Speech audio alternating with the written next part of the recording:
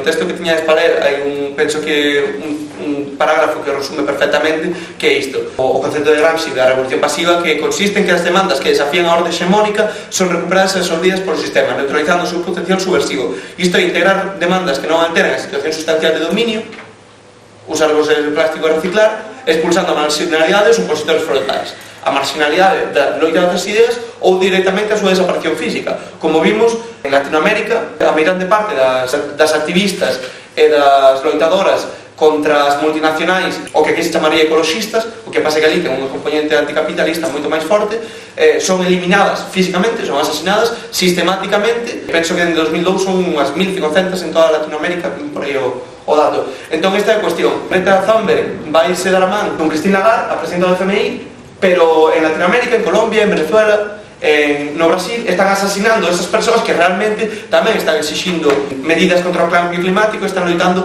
dende un punto de vista ecologista. Pois isto sería un pouco a idea. Tamén outra frase que penso que é interesante, que define bastante ben, penso, o concepto de hexemonía, sería a hexemonía como aquilo que ocorre cando unha clase social consegue que os seus intereses económicos e políticos se vivan pola poboación como unha vontade xeral. Podemos dicir que esta clase conquistou a hexemonía, pasar os intereses propios pola vontade xeral. Isto penso que define moi ben, e di un pouco de rodeos antes de chegar a esta frase, que penso que das mellores definitorias, para ter un pouco máis de complexidade na cuestión, non? Pois isto, facer pasar os intereses propios como vontade xeral, ou ben impor a visión propia do mundo, ou ben establecer que é o sentido común. Para pôr algúns exemplos de como pasar os intereses propios pola vontade xeral, esta idea de que moitas veces nos ven polos medios de comunicación ou no debate xeral, de dicir, home, a Unión Soviética ou o regime socialista estaría moi ben, pero ali só podías mercar un tipo de pantalóns ou só había un tipo de coche. E poñenche este tipo de feitos que, aparte, son dun revisionismo histórico brutal, porque en realidade esta xente non ten ni idea de como funcionaba o mercado na Unión Soviética ou nos Estados Socialistas do Leste, ou en Cuba, podemos poñer, non? Isto que pensaba antes era un fulano da ultradereita estadounidense que foi a Cuba e sacouse fotos con, viste, non vale, viste, en supermercados de Cuba con o mesmo produto dunha única marca moitísimo, poñía aquí estive en Cuba, tal, non hai competencia, non hai esperanza, así lles vai, non sei que, non sei cantos. Pois eu penso que esta idea está bastante extendida e sería bastante difícil discutirmos con esta idea de que non ter máis dun produto de cada cousa ou máis dunha marca de cada cousa é algo bo, e penso que isto é unha das ideas que poderíamos poñer como exemplo como esta hexemonía cultural da clase dominante, non? É dicir, por que é máis importante que podamos elexir entre 400 marcas de coche cando en realidad non podemos mercar ningún? É dicir, na realidad todo o mundo tiña acceso a un coche porque todos tiñan traballo, todos tiñan un soldo, entón, igual podían elexir só entre dos coches, pero todo o mundo podía ter coche.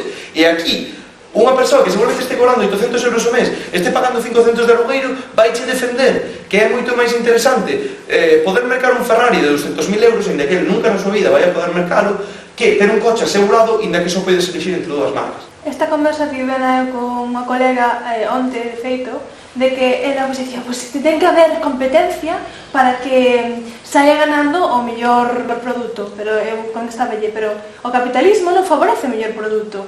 Non, favorece igual o que teña mellor marketing, favorece, pois, non sei, non hai ningún incentivo para facer un produto de calidade necesariamente. E decía, pero no comunismo tampouco, é que no comunismo non hai competencia tampouco, non hai necesariamente esa competencia de hai que vender máis. Claro. Ela como que tivo un momento de flipar, de decir, non o pensara, non era capaz de ver como un sistema económico comunista sin a forma de entender como mercado que ten o capitalismo, de ten que haber competencia para que gane o mellor produto, esa mentira que nos venderon desde sempre. Esa hexemonía, propiamente, que, claro, é o sentido común. Cal é o sentido común? Ten que haber competencia porque así gane o mellor produto. E iso sin entrar a valorar todo o tema da creación de necesidades dentro do capitalismo, que eu penso que é das cuestións, sobre todo o fetichismo da mercadoría tamén, que é un das cuestións máis preocupantes disto. Pero sí, eu penso que é un exemplo moi bo de como se conforma a hexemonía da clase dominante. Vou apuntar algún outro exemplo, non? Eu que estou un pouco máis metido igual en temas políticos e económicos e tal, eu estou en ciencias políticas en a carreira, bueno, ti seguramente tamén na carreira che falaron bastante, a idea do crecemento como avance económico, é dicir, tamén no debate público, o PIB ten que medrar, sí ou sí. Decidamos entón como ten que medrar, si con medidas keynesianas, si con austeridade e tal, pero o PIB ten que medrar. punto. Para que queremos que modere a produción? É dicir, se ahora mismo a nivel mundial temos unha produción que nos sobra para toda a poboación e máis, pois esa idea de que o PIB, se poñedes a sexta ou se poñedes calquera tipo de debate político, ninguén se vai cuestionar que o PIB non teña que medrar. Absolutamente ninguén, nin a primeira, nin a última persoa. Todo o mundo se cadra, debatirán sobre se é mellor medidas de investimento neokeynesianas tal cual, se é mellor pois que o Estado se retire e que haxa máis mercado, pero unha das ideas que vai estar aí sempre é que o PIB ten que medrar.